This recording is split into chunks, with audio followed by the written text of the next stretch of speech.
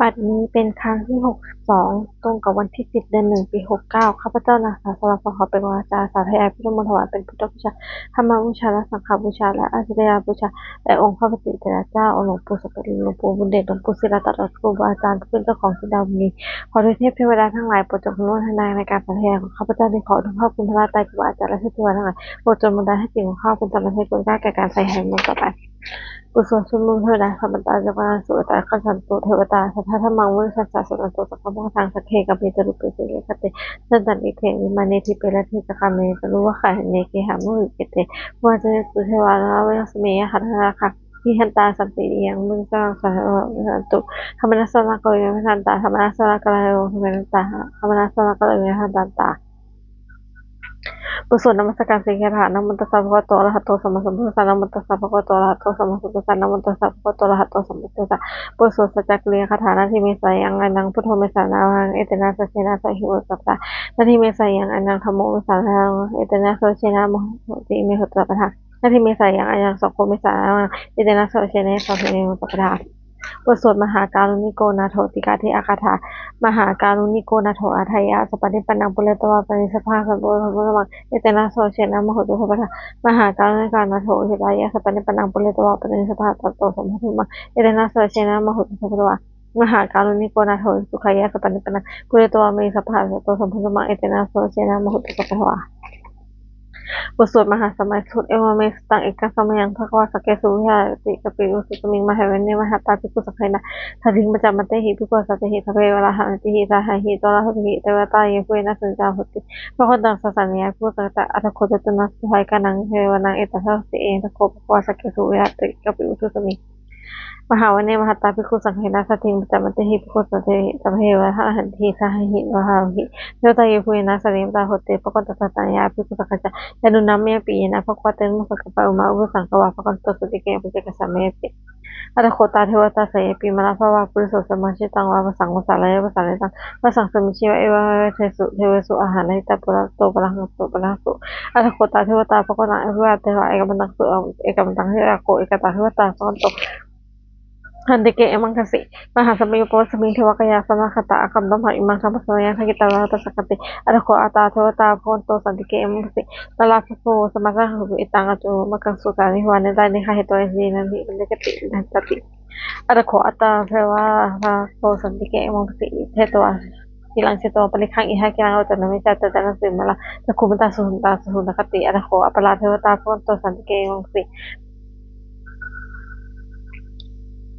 เอกจิพุตังนักตาเสนเตคะสมิเบมุงไปหังมุสังเทหังเทวะกายังบุรสติอัตโคปะควาภิกขุมุตติเยพุยนะภิกขุเวทัสสุโลกาตุสุเทวตาสันนิเวตาโหติตาตานังสัญญาภิกขุสักจเยวิเตภิกขุเอหิสุอติมิตานังอรหันตุสัมมาสัมพุทธัสสะสัมมาสัมพุทธัสสะเอตปะละวะเทวตาสันนิเวตาเอหิสุเสยปิมหังอรหันติหิเยวิเตภิกขุเอหิสัตติอัตตะคัมตะนังอรหันตุสัมมาสัมพุทธัสสะเตสมมุตตะนังเอตปะละวะเทวตาสันนิเวตาพุทธสันติเสยเมปิงวะหะเอหิอจิกิพิสมิกเวเทวกายังนามิ tidak Yesumikwe Tewaka yang nama miteri Sumikwe Tewaka yang nama mita sunah satu kamana situ satu semiti Iwan Pete di kupa kon tobat dan sungguh itu tahu cak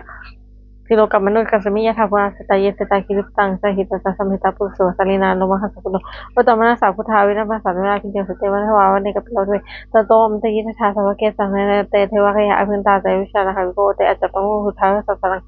te sabara huyana amusa samana apike sa tamda ku sa hata sa hata ne sa ikke sa hata na amusa sa ku apike sa tamda ku di ha butha hu tan ta sa phang ya ko ke na sa kwa tom te yita tha sawa ke sangne te thewa ka ya abhinta te vishana ha ko yeแต่ยี่สิบไม่คิดอะไรเหี้ยนุก็โคตรหาสาวอะครับมีนะครับเพราะว่าที่มันโตที่มันโตนะโตที่มันโตมาทำนะพี่ก็มุกไม่น่าสนใจ Sahasa himamataya kananani no itimanto hitimanto na to sanama mahana pigu mukha samituna sataki dati hitalaya kanaya no itimanto hitimanto na to sino mathamna pigu mukha samituna ite tero sahasana kanaya no itimanto hitimanto na to sino mathamna pigu mukha samituna ke samadam satana kanaya no itimanto hitimanto na to sino mathamna pigu mukha samituna buhirola sakhe ko wesa sanang pino na sahasa sangya ha pasti buhirola sakhe ko so pakha samituna purma se sangla chala da ho pasate na hanati pati maharaya so puta sa hoทำสระอิทธิปโตหุติมโตนะตัวสโนมาธรรมะพิกุมุงคะสันตินะถ้าคิดนั้นตัดที่สังราชาวิโรปสัสสิโทมธนาอธิปติมหาราชโสปุตตะสาพโรธรรมนัสสปลา อิทิมันโตทิติมันโตวันนาโตทิสนมธรรมราภิกขุสุสุเมรุนะปัจฉิมทิสังราชาเวรโหปสัสสินะคะอาทิติมหาราชโสจักสาวโพธรรมสัพพะอิทิมันโตทิติมันโตวันนาโตทิสนมธรรมราภิกขุกัสสปตินะอุตตรทิสังราชากุโลปสัสสินะคะอาทิติมหาราชโสจักสาวโพธรรมสัพพะอิทิมันโตทิติมันโตวันนาโตทิสนมธรรมราภิกขุกัสสปตินะกุลามันิสังนาโตขหนาหะโกปัจฉิมนาวุโขกุลาตระสังตันตโรเตมหาราชสัมปตตโรสัทธัสสะมนังสุอเตวะนะกวะเวเจสังวิโยทัสสะอาคูหะทัทามายากุเวนทุเวกุวิหุเตวิหุสะตนะกองเกษตรโทจักกินุทุวิหุตะบรรณโทมวะโยจักโยโตตัมตนิเจโนนะคะนาวโนโตโนสโก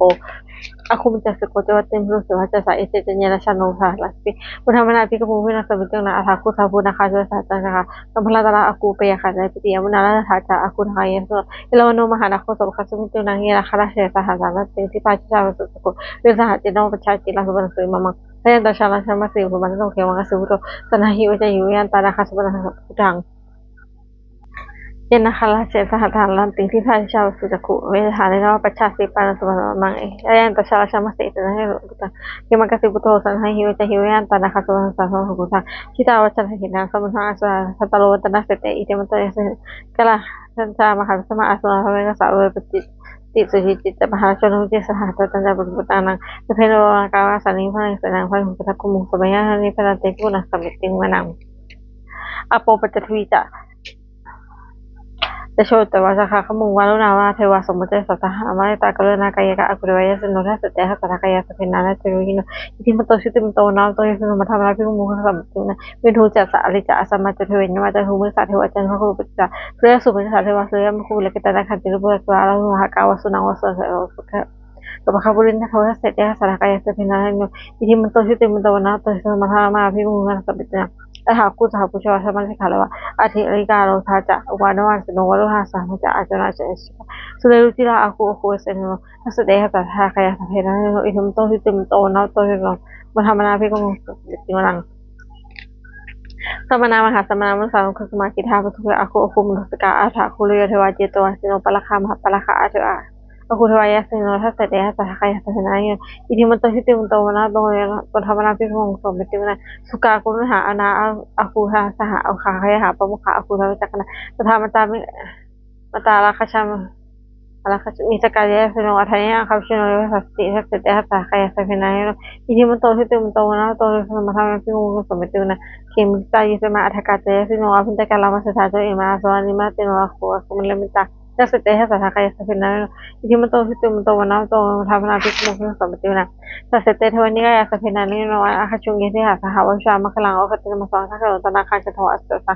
พระมาบาลปโตจะปุตตะมัสสะสังโฆเตโสจะสมะเสวินะสหบัมมโลกนังมัสสะพิรติวะมโนชิติมโตพิตังกายะสะโส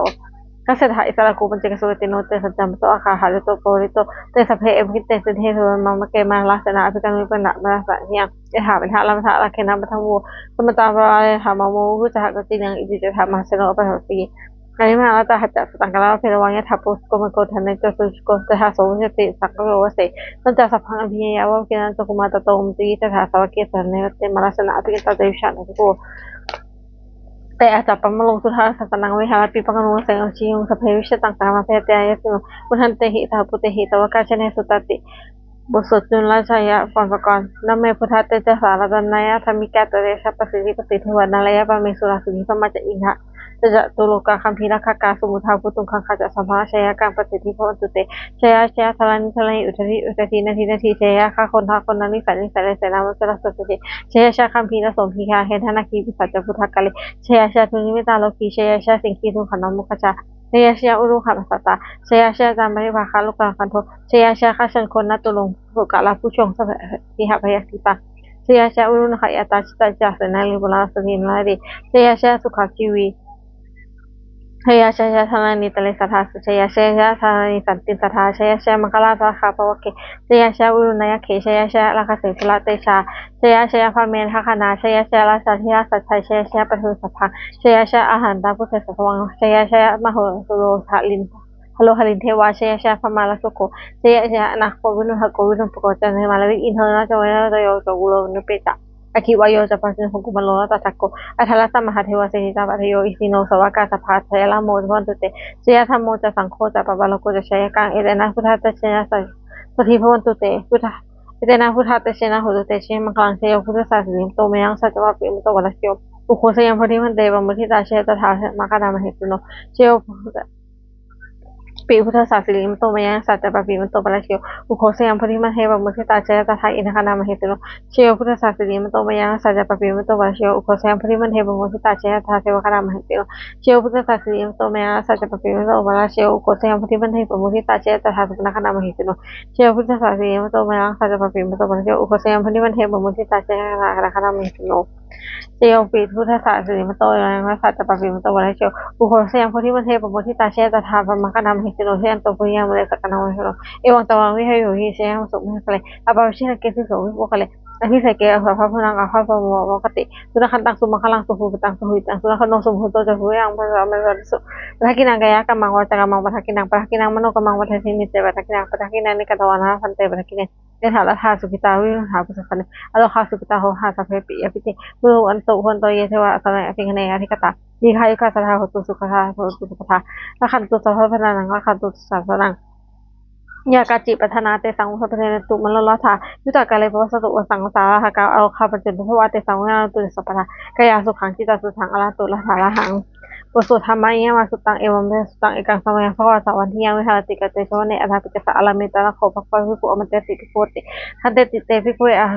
พระวันโตปัญจโหสุภวะเอตโทจะอุปทาวะภิกขุเอตตะคะนะอนุปทาวะอัตตะคะนะทิตาธาตุธรรมิตตาธรรมิยมัตตสัพเพทังฆะละอนิจจติตังอัตตะคะโตสัมพุสติสัมอัสสมิติสัมพุจิโตสัมเมตวะอชิกติเทติปัญญาวติปัฏฐปติวิวรติวิเหติกุตนิกโลติสัพเพทังฆะละอนิจจติอุปทาวะภิกขุเออัตตะคะนะอนุปทาวะอัตตะคะนะทิตาธาตุธรรมิตตาธรรมิยมัตตสัพเพสังฆะละทุกขสติตังคะโตสัมพุสติสัมอัสสมิติสัมพุจิตวะสัมเมตวะอชิกติเทติปัญญาวติปัฏฐปติวิวรติวิภัสสติกุตนิกโลติสัพเพทังฆะละทุกขสติ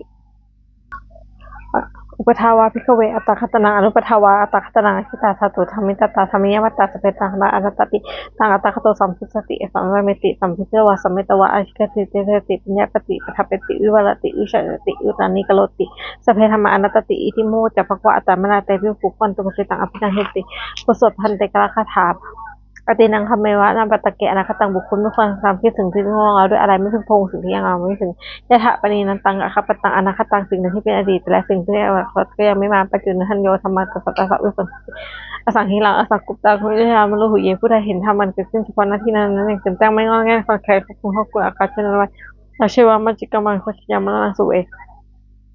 ความเพียรที่เป็นกิจต้องทำวันนี้ใครรู้รู้ความตัดในพวกนี้ในที่นอนสองขันเลยแต่น้ำมหาเสนามัจจุนาเพราะความผัดเพียรต่อปัจจุราผู้มีเสนามากก็ไม่มีสำหรับเราเอวังวิหาริมตปิงอาโหมาลตันแตงฟังเวพิกาเลนตลติสันโตอากเตมุนีผู้สงบย่อมเราแล้วผู้มีความเพียรเช่นนั้นไม่เกียจขันทั้งวันและกลางคืนว่าผู้เป็นอยู่ไม่ได้แต่เดียวก็น่าชม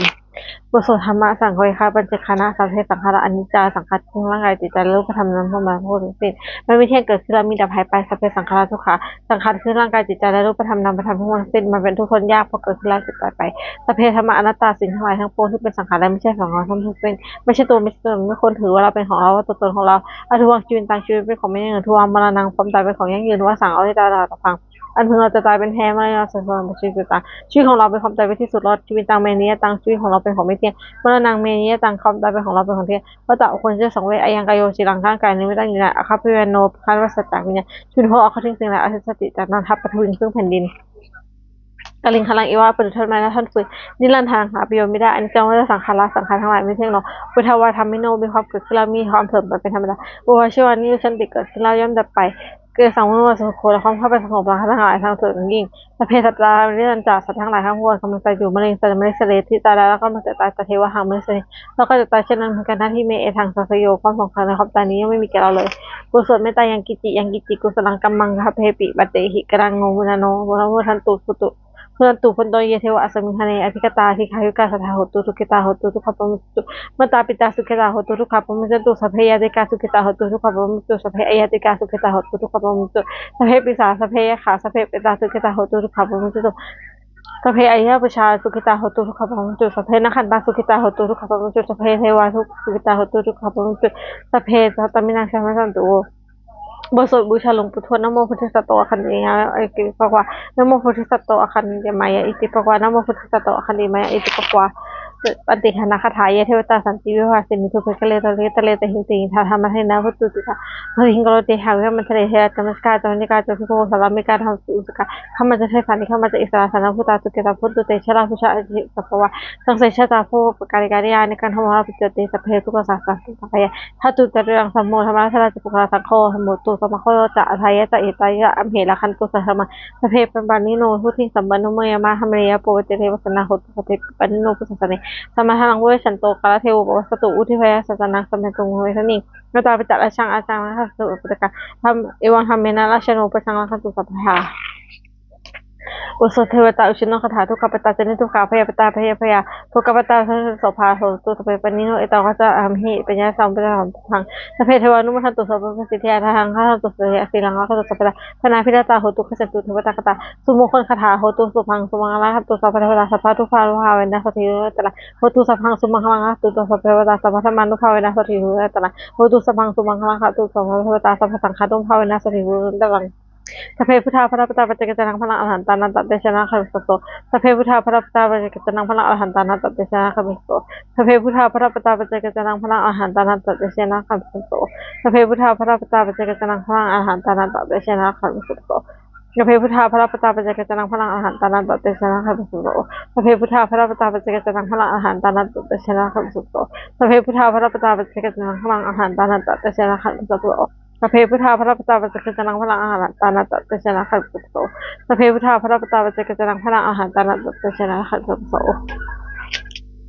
ด้วยอำนาจแห่งบุญกุศลที่ข้าพเจ้าได้สวดสาธยายพระพุทธมนต์นี้ข้าพเจ้าขอน้อมเกล้าอุทิศถวายเป็นพระราชกุศลแด่สมเด็จพระนางเจ้าสิริกิติ์พระบรมราชินีนาถพระบรมราชชนนีพันปีหลวงผู้เสด็จสู่ภัตคาลัยขออานิสงส์แห่งบุญกุศลนี้จงเป็นสรรเสริญมงคลแก่ข้าพเจ้าให้แคล้วคลาดจากทุกโศกโรคภัยอันตรายทั้งปวงให้มีหนังรายได้สุจริตมั่นคงเป็นสมาอาชีพอันชอบธรรมคำว่าไม่มีอดอยากยากจนขอได้มีแก่ข้าพเจ้าขอข้าพเจ้ามีสมาธิจิตตั้งมั่นในพระธรรมคำสั่งสอนขององค์สมเด็จพระพุทธเจ้าดำรงอยู่ในความดีงามตลอดกาลนานอีกทั้งขอเทพเทวดาทั้งหลายผู้ได้อนุโมทนาในการสาธยายบุญกุศลนี้โปรดประสิทธิ์ประสานน้อมพรน้อมส่งอนุภาพแห่งมงคลไปสู่พระสุบปิตายอดสติทั้งฝ่ายไทยและฝ่ายลาวรวมถึงมงคลทั้งปวงที่30องค์บุรุษได้จัดสร้างขึ้นให้เป็นด้วยพุทธานุภาพเทวานุภาพและฤทธานุภาพอันศักดิ์สิทธิ์อำนวยผลให้เป็นสิริมงคลแก่ผู้ครอบครองและผู้บูชาทุกประการเถิด